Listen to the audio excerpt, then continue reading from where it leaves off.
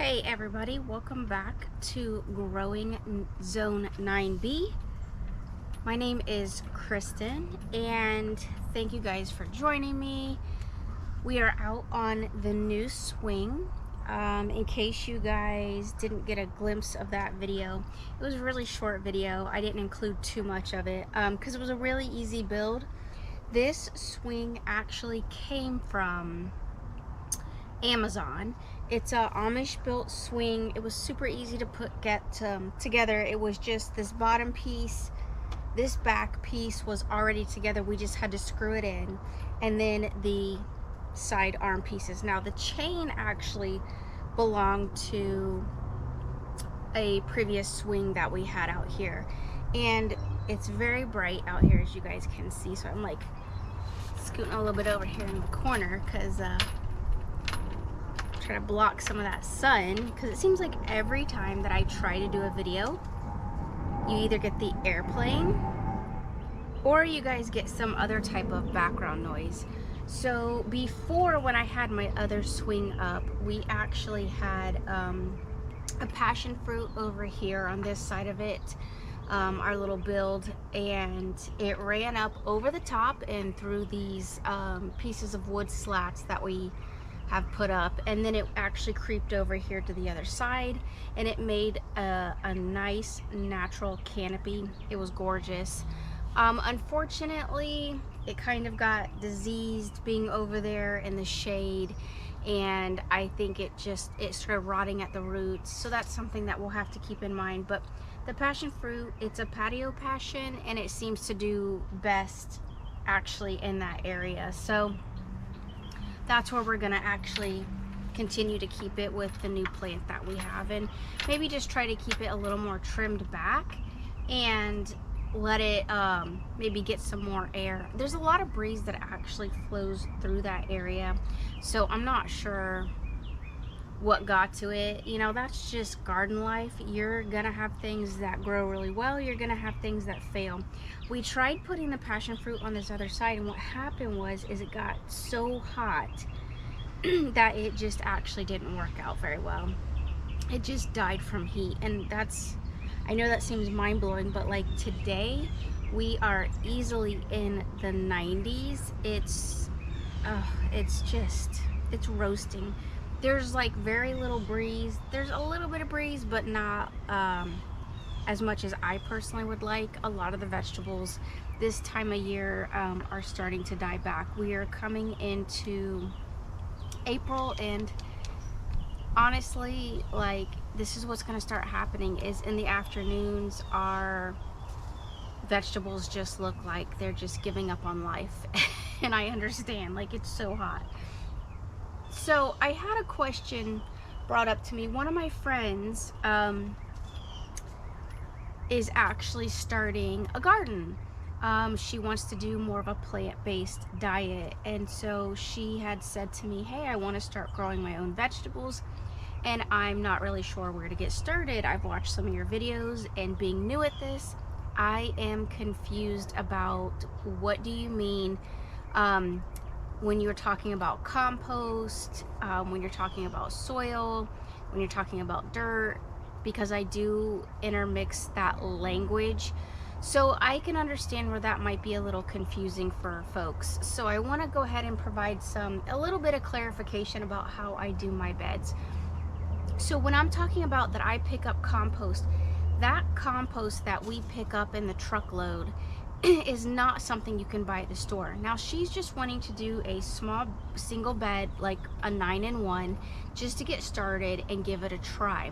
So my recommendation for someone who is just getting into this is, obviously, you know, you may not have a truck or a vehicle, and you're not necessarily going to need it. If you have an SUV or even a car, you're going to be able to put a couple of bags of dirt, soil, into the vehicle. So whether you choose Miracle-Gro or some other brand, that's your choice of selection.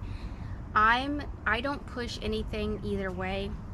When I first got started, I absolutely used, you know, the organic Miracle-Gro bags. So whatever you choose, because you're just getting started at this point, let's see if you even like it. I don't even necessarily recommend going out and getting a Vigo bed. If you have the opportunity to do a build on like a wood bed at first, maybe try that. You don't want to go in too deep and spend the kind of money that I have actually invested in these beds until you know this is something you're gonna do. It's like, I think when, no offense, but when everybody went on that whole big thing where they bought those Cricut machines, I knew, I guess where I work, there's a lot of ladies and they like doing that crafty thing, and so a lot of people bought those Cricut machines and they ended up just sitting in a back room or in a side room, your craft room, and they're really not utilized to the degree that I think mentally people thought that they were going to be able to use them. So while the Cricut company may not like that, it's true. And it wouldn't matter what it could potentially be. There are plenty of other vices that people go out and think that they want to do. I'll tell you, here's a good one, is that my mom is, she does knitting, and my aunt does crocheting. And so my mom wanted to try to get me involved with something like that, and I went out and I did like it, and I still have it. It's like a weaving, old wooden, like, it's not old, it was brand new when I bought it, but it's like the old-timey feel to it, weaving machine, and I honestly don't use it. Like, I have used it. I could go back to using it if something happened in the world and we needed to be able to utilize that type of machine again. But really, it was something that I should have maybe went into with a friend, or, you know, maybe split the cost with my mom. I ended up buying a little small one, and then I ended up thinking that I actually really liked it because the small one was obviously much easier to use than buying the big one. So it's that type of concept. Is I think a lot of people right now are on this kick of growing their own food. I think they are scared. I think that a lot of people have some fear built up. Some of it may very well be that you're interested in gardening because you know, you just want to eat healthier, and I think that that is probably the best way to think about gardening, is that you're interested in trying to grow your own vegetables. You're not necessarily here in Florida gonna be able to get the vegetables growing that you see in the grocery store and have them look like they look in the grocery store. I think there's a reason why that company called, like, I think it's called Ugly Veggies or something like that, where, or some place that like ships you vegetables that aren't like perfect. I think that that's important to keep in mind, because vegetables aren't always these beautiful, like, you're not always going to get a beautiful round tomato. You're going to get tomato that might have some little scars or nicks, or birds are going to come peck at it. You always got to think about that type of thing when you're going into this whole idea of growing your own food and starting off. But I definitely do encourage it. So let's talk about it. So you could do a wooden grow bed. I think that that's probably more or less what she's going to end up doing, because she is interested in growing several different things, and she is kind of starting off on a little bit of a larger scale. She has the space and room to grow using maybe, like, I would say like a 4 foot by 4 foot or 4 foot by 8 foot type of bed. I think she could easily do that. Now, I did recommend that maybe she start off with like a little bucket. Like, you can get those food grade buckets at I think Firehouse Subs. Actually, you can buy them for fairly cheap. I don't know if they still do it. You can go to Walmart, Lowe's, Home Depot. Just make sure that they are food grade. So, you know, you can start off doing it that way. You can get a couple of bags of whatever type of soil you choose. Now, the good thing about the soil in the bag is that it is pre-treated, so you're not going to necessarily have some of the issues like I've had with that new grow bed, where it's got something wrong in it. There's some type of chemical or some imbalance to it that it's causing the vegetables to die. That is the risk you take when you are buying your product from an outside source. So here's how this growing process should work. You could do what they call like a hugelkultur, Depending on where you live, you could build a mound, and that mound basically consists of putting some large dead limbs, some brown mulch is what I call it, which is like leaves. You're gonna pile some dirt on top of it, and basically the concept is that the material underneath it will begin to break down, and over time that's great nutrients. You're gonna get, you know, the wiggler worms are gonna come in and they're gonna move that material around. They're gonna chew it up, eat it, love it, and you could do that. I don't necessarily recommend that for this area that we are in here in Zone 9B. We get quite a bit of rain, we're high humidity, and you could end up getting that stuff, could end up washing away, and that's probably not ideal, especially for new growers. So somewhere maybe up north, I think that's more of an ideal concept as opposed to here. So if you do decide to go with some type of grow bed and you're not going to just grow in the ground, you want to purchase maybe a Vigo bed like I have, or you want to do the wood bed, I always recommend that you put down that agricultural fabric. Now, you guys have seen in my other videos that fabric, it's a black matte fabric. It's actually sitting right behind me, and I'll flip you guys around real quick so you can see what that looks like. All right. So you guys can see that that's what I'm talking about. It's this agricultural mat. You can buy it at Lowe's, Home Depot. I happen to use so much of it that I actually order mine online. But getting started, you can just get a very small roll. If you know somebody who's growing, then I recommend that maybe you link up with them and ask them if maybe you can use a couple of pieces. That's what my neighbors did when they were installing their front garden. So that's what it's gonna look like, okay? All right, so we talked a little bit about this agricultural mat. The reason why you're gonna lay that mat down on a smooth, basically even surface to the best of your ability is because you don't want grass popping through or other contaminants that would end up getting in that bed and just eating the bed up, especially depending on how tall those grow beds actually are. Dollar weed is so prevalent here in our area that that's not something that you want actually poking through the bed, and I'm telling you right now, that is something that will find its way absolutely to the top. It's like a sweet potato. I built a mound and I just covered up the sweet potatoes, and I didn't actually expect them to come all the way through the dirt and soil, and they actually did the compost. So keep that in mind.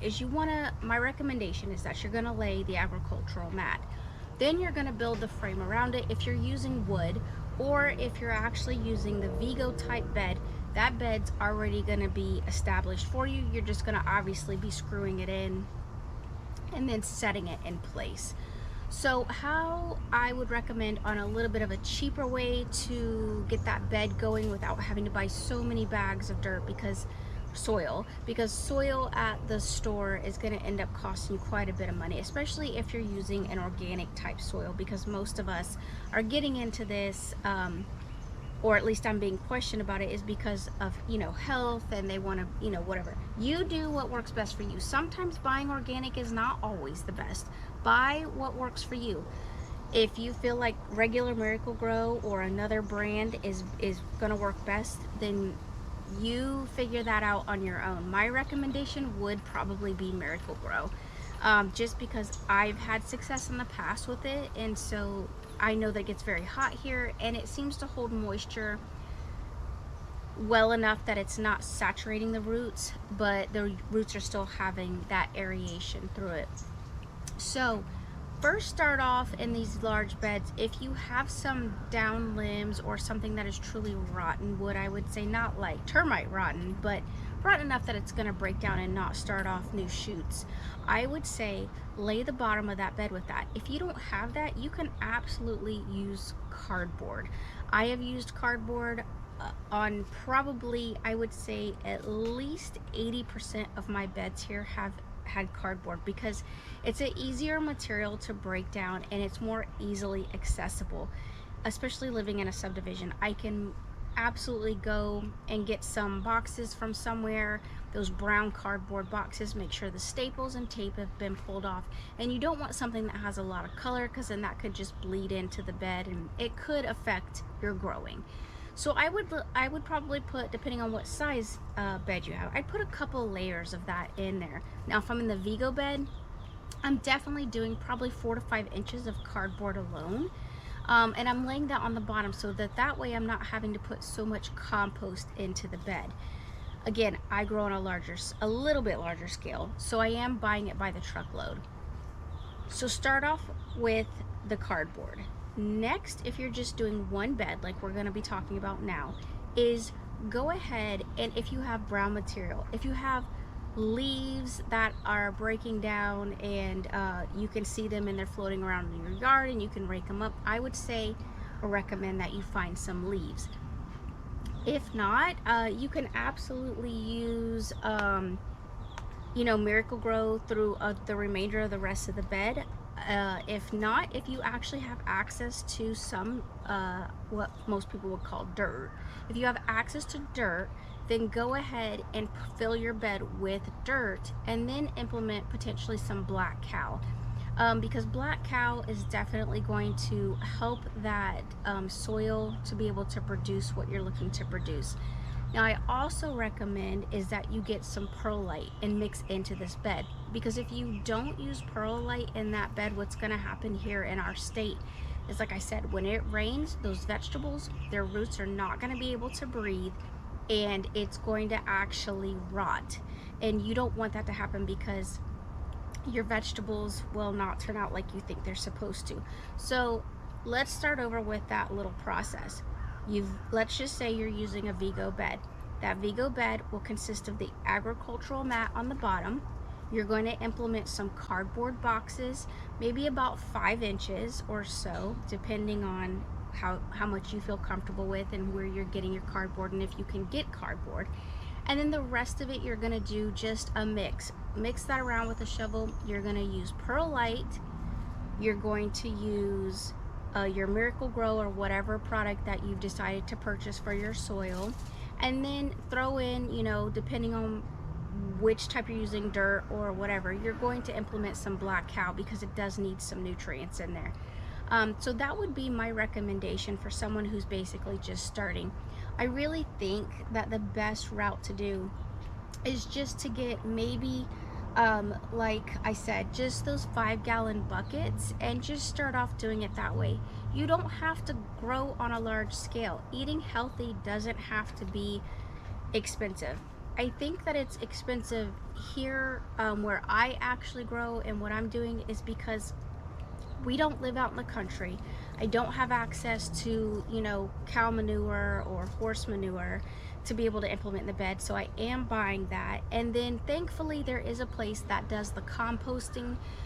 So again, you are risking it, but you just find a place that you feel comfortable with, and that's where, I'm getting my compost from, and I'm implementing that in the beds. But if I actually had to buy bags of dirt, which I have done in the past, it gets very expensive. Just keep that in mind as you're moving forward and get started with this process.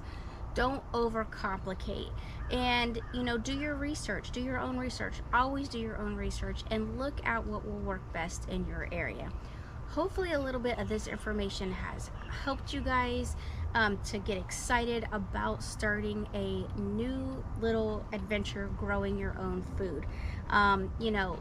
Also what you could do is too, I want to add this real quick, is that you could order some of the self-watering little smaller beds, and that might actually work as well. I have a couple on each side of me, and I think I ordered those from, I think I actually got those from Walmart. I ordered them online. So yeah, I'll just flip it over real quick and show you guys what that actually looks like. So obviously I need to revamp these beds because I want to put some flowers in them. But you can see this is just a small little box. It is actually self-watering. And I'm going to clear that up. We still got some onions. And as we move forward through the summer months, this would make a nice little small garden grow space that you could keep on your back porch, or where I'm sitting here, over here by the swing. So you know, that you might take that into consideration. You could definitely put some lettuce in there. As you can see, you could probably do some bell peppers. I've got some of these Egyptian walking onions in it. And you know, do what works for you. Like I said, do your research. I got this one, I believe, online at Walmart. And I think it actually came from a third party, if I remember correctly, so it's not actually a Walmart brand. I think it was called like the Hampton or Maryland or something to that regard as far as the planter itself. But it's really cute, and you can just make your garden a little happy space. It doesn't have to be large. Get started on a small scale. Nobody has a black thumb. Okay, so let's talk about that really quickly. So many people come up to me and say, Kristen, I have a black thumb. I can't grow. I'm not like you. We all started off somewhere. It's all about the investment of your own time. You have to dedicate yourself to learning this process. I didn't start off growing these great, wonderful vegetables and just eating them abundantly and enjoying life. It took a lot of loss and a lot of struggle before I learned how to grow seasonally here in Zone 9B. So don't ever tell yourself that, because you will absolutely struggle at that point, because you're already going into it with the mindset of that you are going to fail and you're not going to be successful. Failure is important because it's going to teach you the way that you don't want to do something, or it's going to help you to educate yourself as you move forward on how you want to start this process. Watch other growers. I highly encourage that. Don't just watch me, because I randomly plant things. I do things that are not traditional growing methods. I like to grow that way. I like a garden that has quite a bit of color.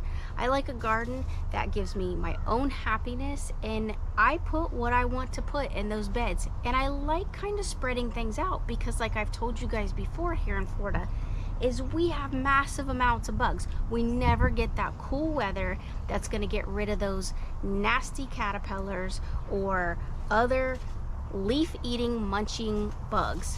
So if you spread your vegetables out and you get them growing in different areas, then you're more likely to have success.